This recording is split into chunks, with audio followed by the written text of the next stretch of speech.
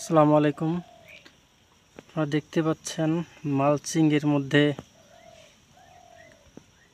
পোল্লা, লালমনিরহাটের গ্রাম্য ভাষাকে পোল্লা বলা হয়। এই তরি তরকারিটিকে, সবজিটাকে কিভাবে চাষ করেছে আর ধরেছেও মোটামুটি অনেক মালচিংয়ে।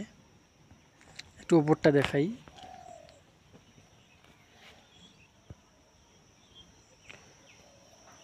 দেখতে পাচ্ছেন উপরে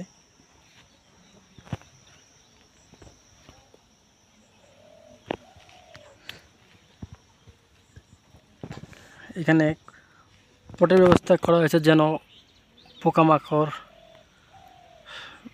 না ধরে আর কি এই পোল্লার উপরে,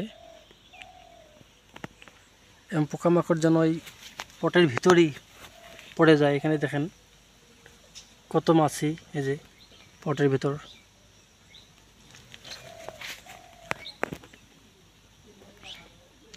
দেখতে পাচ্ছেন খুব সুন্দরভাবে চাষ করছে সবজিটা। দেখেন